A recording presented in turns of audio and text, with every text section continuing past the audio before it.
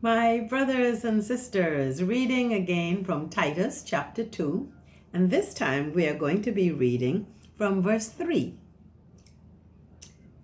In the same way, instruct the older women to behave as women should who live a holy life.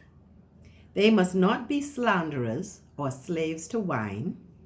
They must teach what is good, in order to train the younger women to love their husbands and children. And so, one of the things that we can think about then is that our influence as older women goes from one generation to another, that we go from boys to men. We influence everybody as we take care of our homes. Many of us work out of the home, outside of the home. There are those who are working in church, those who are working in civic organizations, those who are working in a multiplicity of places and ways. And so I want to encourage you not to be drawn into slander, not to be drawn into negative conversations, as scripture says, not to become addicted. Sometimes if you're at home all day and in the evening and your husband or the gentleman in your life is late and you find that you've got long nights or long evenings or whatever, sometimes the stress can lead to persons beginning to have one little drink to feel good. And then before they know it, they've had far too many.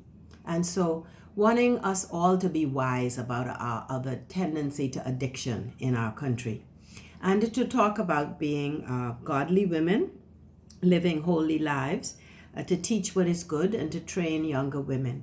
And so the challenge is to all of us to continue to mentor, to model, to be an example, to be a source of encouragement wherever we can. Adopt a daughter, as it were, somebody, particularly persons who may have had their mothers die early or maybe on a family island, and you are able to step up to the plate and help them to make the best of the life that they have.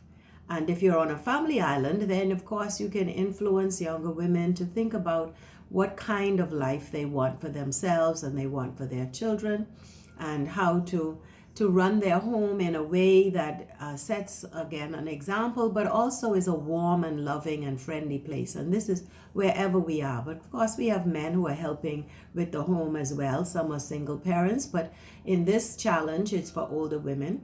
And for us to determine what other qualities do we think are admirable? What other qualities do we want to see last? That we want to see the next generation able to pass on to the next generation. And so it's important for us to determine what are those things that we learned and what are those things that we should be teaching.